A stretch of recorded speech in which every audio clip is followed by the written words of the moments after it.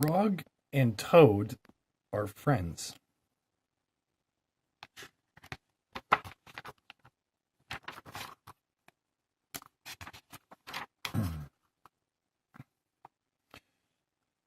Spring. Frog ran up a path to Toad's house. He knocked on the front door. There was no answer. Toad, Toad, shouted Frog. Wake up! It is spring. Ah! Said a voice from inside the house. Toad! Toad! Cried Frog. The sun is shining. The snow is melting. Wake up! I am not here, said the voice.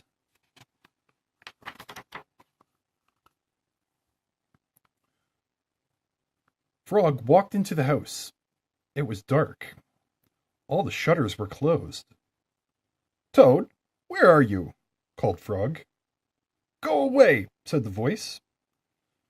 From a corner in the room, Toad was lying in bed. He had pulled the covers over his head. Frog pushed Toad out of bed.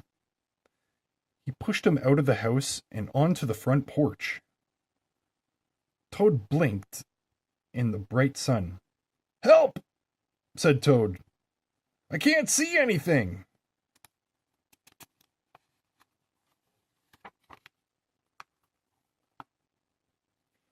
Don't be silly, said Frog. What you see is the clear, warm light of April, and it means that we can begin a whole new year together, Toad. Think of it, said Frog. We will skip through the meadows, and run through the woods, and swim in the river. In the evenings, we will sit right here on this front porch and count the stars.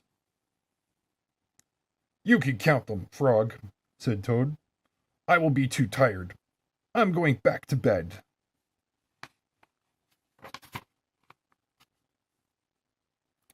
Toad went back into the house.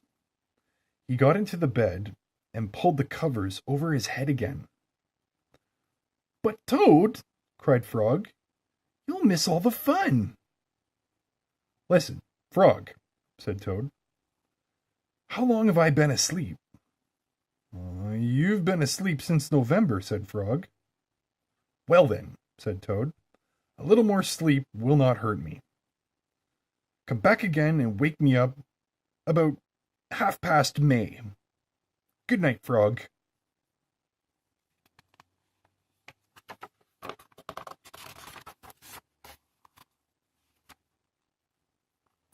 But Toad, said Frog, I will be lonely until then.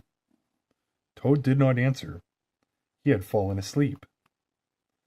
Frog looked at Toad's calendar. The November page was still on top. Frog tore off the November page. He tore off the December page, and the January page, the February page, and the March page. He came to the April page. Frog tore off the April page too.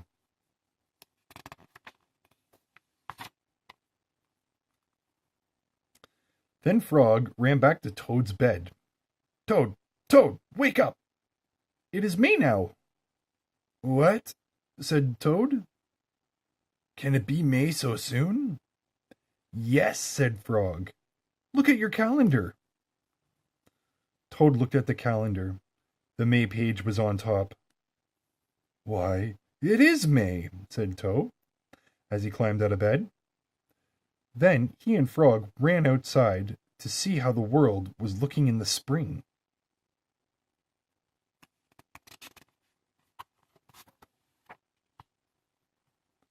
The story.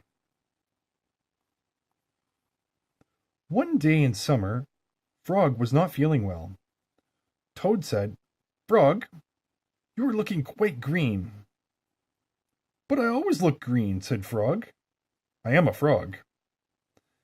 Today you look very green, even for a frog, said Toad. Get into my bed and rest. Toad made Frog a cup of hot tea. Frog drank the tea, and then he said, Tell me a story while I'm resting.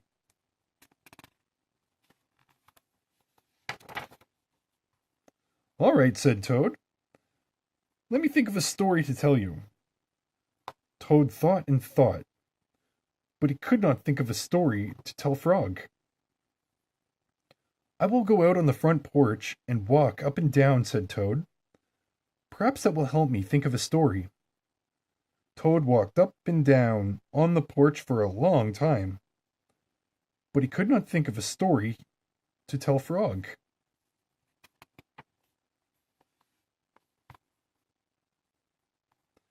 Then Toad went into the house and stood on his head. Why are you standing on your head? Asked Frog. I hope that if I stand on my head, it will help me to think of a story, said Toad. Toad stood on his head for a long time, but he could not think of a story to tell Frog.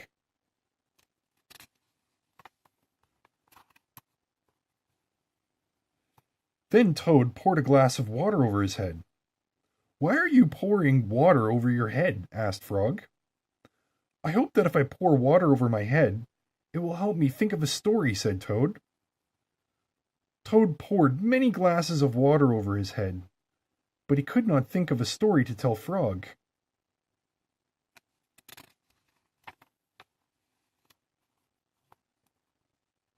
Then Toad began to bang his head against the wall.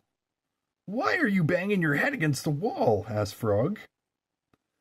I hope that if I bang my head against the wall hard enough, it will help me think of a story, said Toad. Well, I'm feeling much better now, Toad, said Frog. I don't think I need a story anymore. Then you get out of bed and let me get into it, said Toad, because now I feel terrible. Frog said, Would you like me to tell you a story, Toad? Yes, said Toad, if you know one.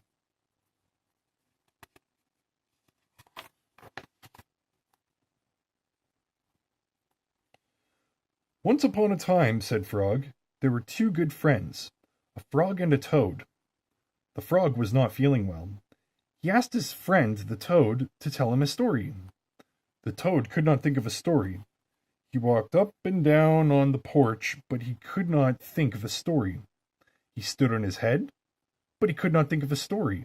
He poured water over his head, but he could not think of a story. He banged his head against the wall, but he could not think of a story.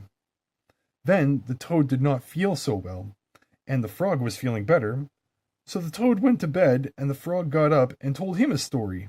The end. How was that, Toad? Said Frog. But Toad did not answer. He had fallen asleep.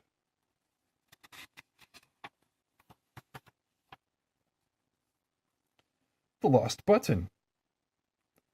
Toad and Frog went for a long walk. They walked across a large meadow. They walked in the woods. They walked along the river. At last, they went back home to Toad's house. Oh, drat, said Toad.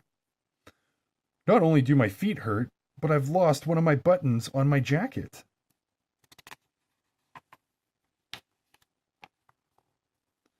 Don't worry, said Frog.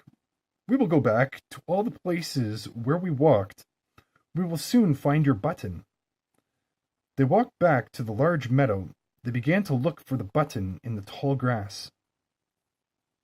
Here is your button, cried Frog. That is not my button, said Toad. That button is black. My button was white. Toad put the black button in his pocket.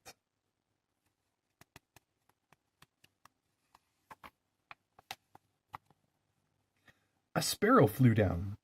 Excuse me, said the sparrow. Did you lose a button? I found one. That is not my button, said Toad. The button has 2 holes. My button had 4 holes. Toad put the button with 2 holes in his pocket.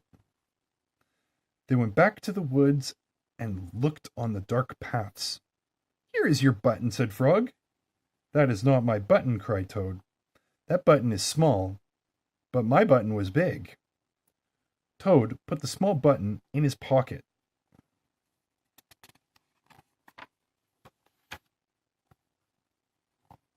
A raccoon came out from behind a tree. I heard you were looking for a button, he said. Here is one that I just found. That is not my button, wailed Toad. The button is square. My button was round. Toad put the square button in his pocket. Frog and Toad went back to the river. They looked for the button in the mud. Here is your button, said Frog. That is not my button, shouted Toad. That button is thin. My button was thick.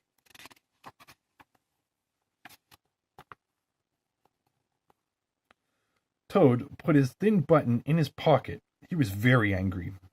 He jumped up and down and screamed, "The whole world is covered with buttons, and not one of them is mine!" Toad ran home and slammed the door. There, on the floor, he saw his white, four-holed, big, round, thick button. "Oh," said Toad, "it was here all the time. What a load of trouble I have made for Frog."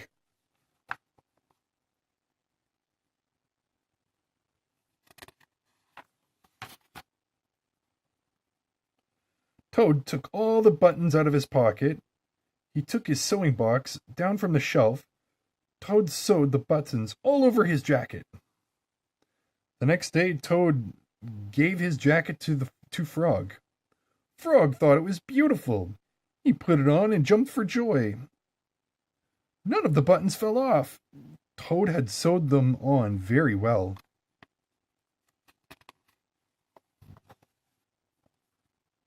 A swim. Toad and Frog went down to the river. "What a day for a swim," said Frog. "Yes, Toad. I will go behind these rocks and put on my bathing suit." "I don't wear a bathing suit," said Frog. "Well, I do," said Toad. "After I put on my bathing suit, you must not look at me until I get into the water."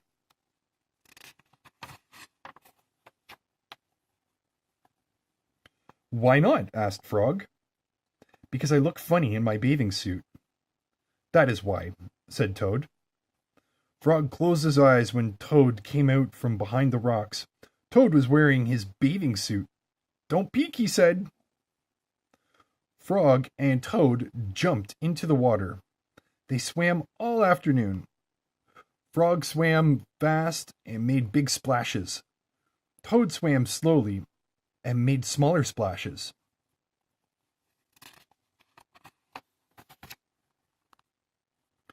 A turtle came along the riverbank. "Frog, tell that turtle to go away," said Toad. "I don't want him to see me in my bathing suit when I come out of the river." Frog swam over to the turtle. "Turtle," said Frog, "you will have to go away."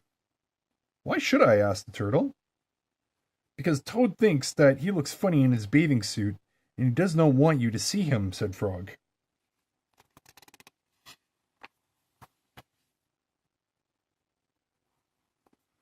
Some lizards were sitting nearby. "Does Toad really look funny in his bathing suit?" they asked. A snake crawled out of the grass. "If Toad looks funny in his bathing suit," said the snake, "then I, for one, want to see him." "We want to see him too," said two dragonflies. "Me too," said a field mouse. "I have not seen anything funny in a long time."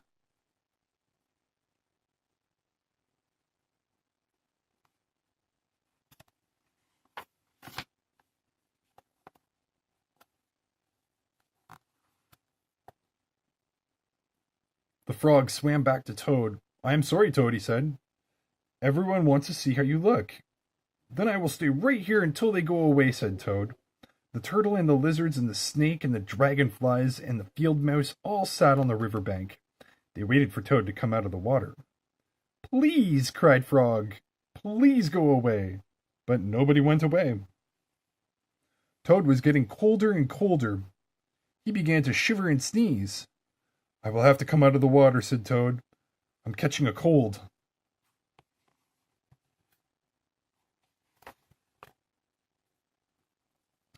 Toad climbed out of the river. The water dripped out of his bathing suit and down onto his feet. The turtle laughed, the lizards laughed, the snake laughed, the field mouse laughed, and Frog laughed.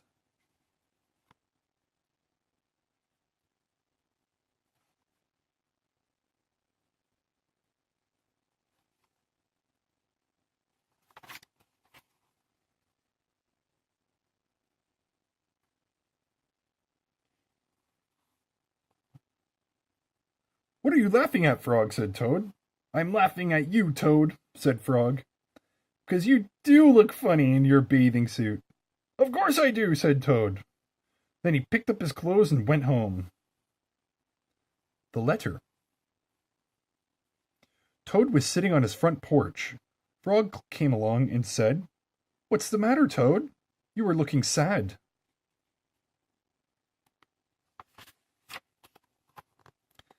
"Yes," said Toad. "This is my sad time of day. It is the time when I wait for the mail to come. It always makes me very unhappy." "Why is that?" asked Frog. "Because I never get any mail," said Toad. "Not ever?" asked Frog. "No, never," said Toad. "No one has ever sent me a letter. Every day my mailbox is empty. That is why waiting for the mail is a sad time for me." Frog and Toad sat on the porch feeling sad together.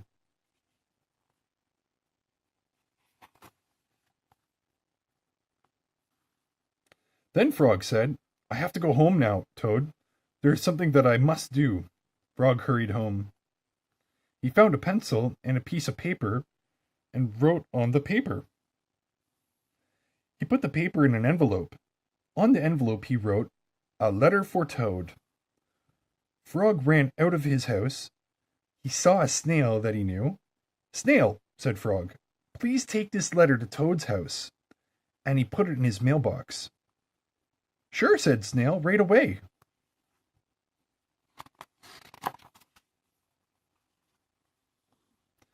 Then Frog ran back to Toad's house. Toad was in bed taking a nap. "Toad," said Frog, "I think you should get up and wait for the mail some more." "No," said Toad. "I'm tired of waiting for the mail." Frog looked out the window at Toad's mailbox. The snail was not there yet. "Toad," said Frog, "you'll never know when someone may send you a letter." "No, no," said Toad. "I do not think anyone will ever send me a letter."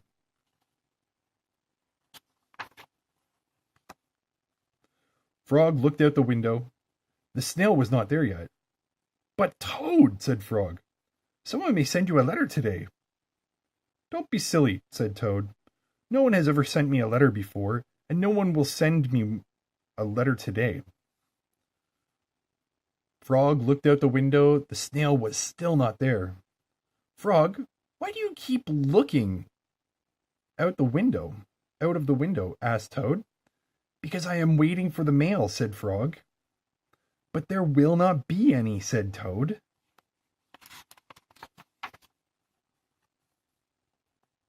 "Oh, yes, there will," said Frog, "because I have sent you a letter." "You have?" said Toad. "What did you write in the letter?"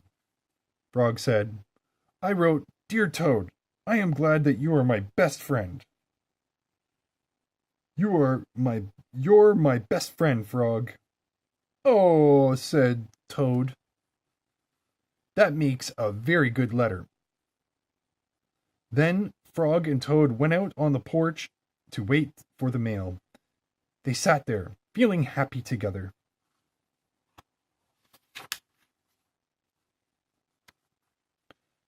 Frog and Toad waited a long time. 4 days later, the snail got to Toad's house and gave the letter from Frog. Toad was very pleased to have it. The end.